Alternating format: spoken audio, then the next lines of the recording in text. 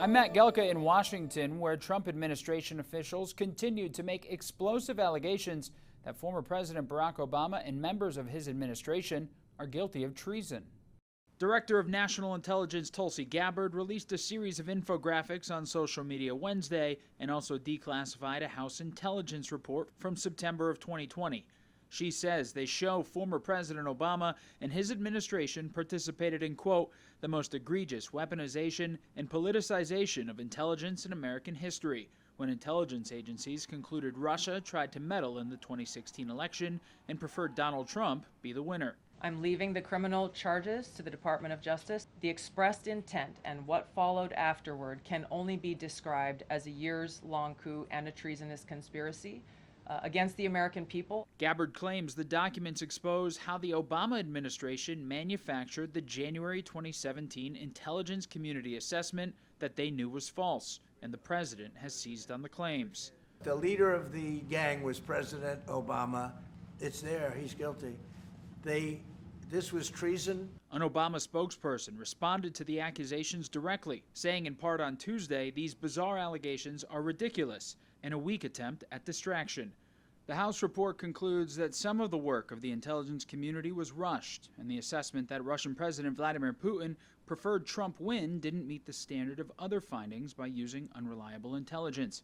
It also said that directives from then President Obama were unusual. The House report, however, agreed with most of the intelligence findings, including that Russia attempted cyber influence operations heading into the 2016 election.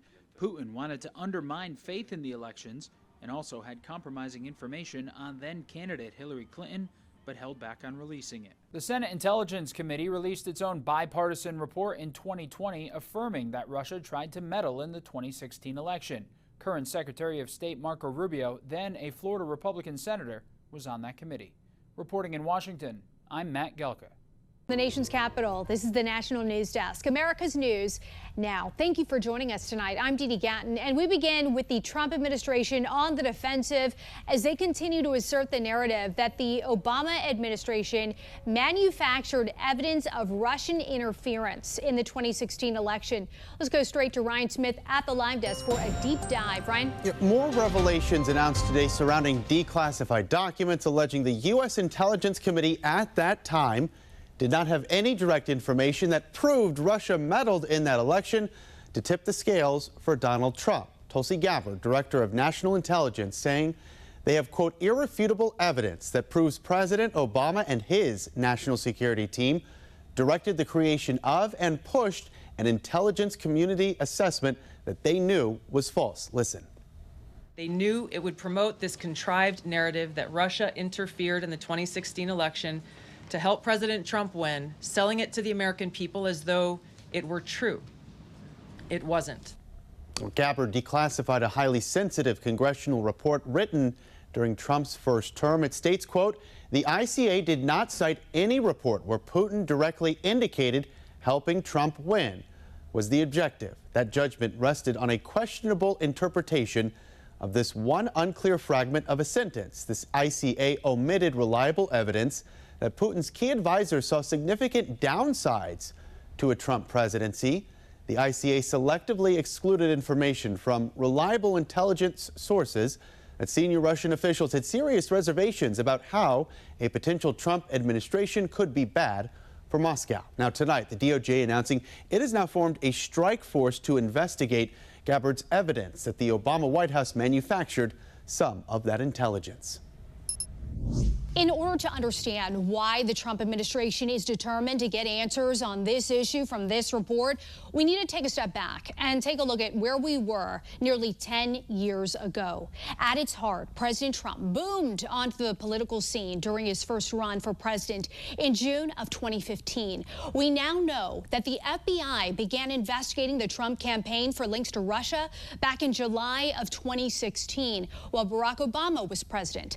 The FBI was tracking tracking campaign officials and inner circle people based on what we now know was the widely discredited and unverified Steele dossier report. That investigation was known as the Crossfire Hurricane investigation. Several members of Trump's inner circle and future administration were caught up in it and faced legal prosecution. In September of 2016, word of unverified Russian attempts to interfere in our elections became public, meaning that information was likely leaked to the public. 1 month later, in October, that means 1 month before the U.S. election, those claims were publicly confirmed by intelligence agencies.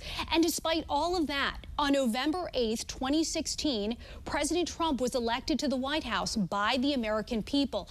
And that's where this week's reports from DNI Tulsi Gabbard comes into focus. Now, between November and up until 2 weeks before President Trump's first inauguration in January of 2017, top Obama officials continued to meet behind closed doors and dig into potential Russian interference.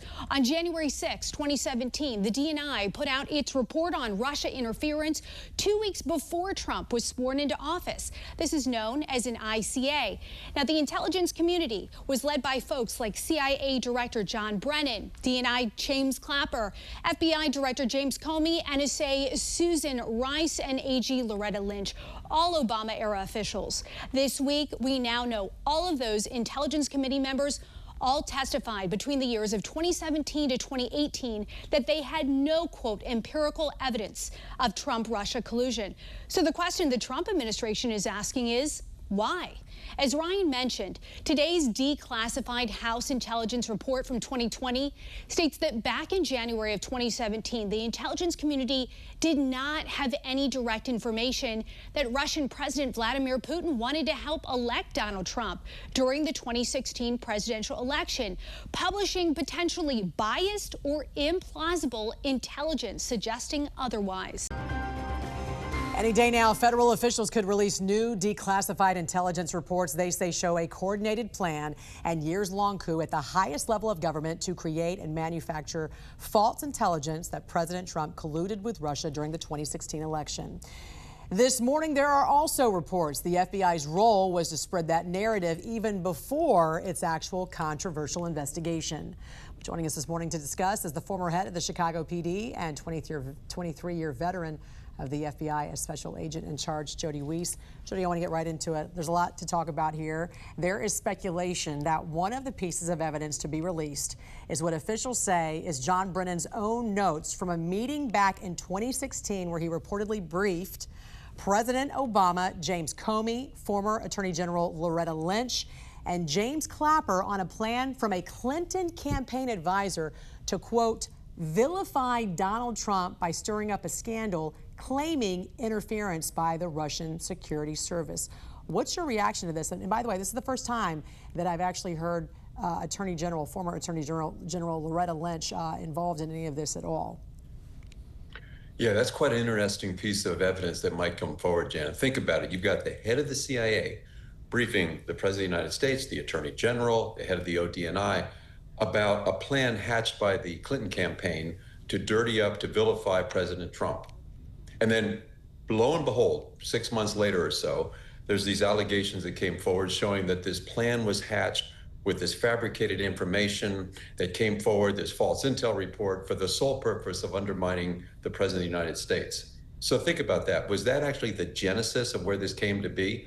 What I like about this is it aligns pretty closely with the allegations that came forward a few weeks ago. And I think it can go a long way to show that this was done knowingly and overcome that intent aspect that you have to prove out a criminal case. So this could be a pretty critical piece of evidence if it comes to light. I see what you're saying, because if it happened in July of 2016 is supposedly when that meeting allegedly happened, right? So you're saying anything from that point forward, they already had information about this. What I found interesting, too, was that a month prior was the big tarmac meeting between then Attorney General Loretta Lynch and former President Bill Clinton. Remember that? It was this big 20-minute meeting. There was a lot of talk about it. What's your thoughts in regards to that? Well, it just seems very coincidental that that takes place. And I don't believe they're talking about golf. And then a month later, this comes forward. So maybe that's when we should realize maybe it didn't look like Hillary Clinton was going to win the election like everybody thought at that time. And this had to be almost like an insurance policy, if you would, that to put some like vilify the president. In your experience with the FBI, how do you see this thing moving forward? I'm pretty excited about this strike force approach. I mean, I think that's a great way to go at it. They're going to have a group of people looking for the legal grounds, if there is any, for prosecutory action. I wish the Attorney General would have announced a time period, like let's say we've got 90 days to look at everything. I'd like to know the composition, but Jan, think back. The special counsels that we've used in the past, pretty unremarkable conclusion and results. So I like that it's going to be this strike force to look at something fast, look at it deep, and then come up with a conclusion and where they're going to go forward much quicker than a special counsel. Who do you see as having the most criminal liability in this?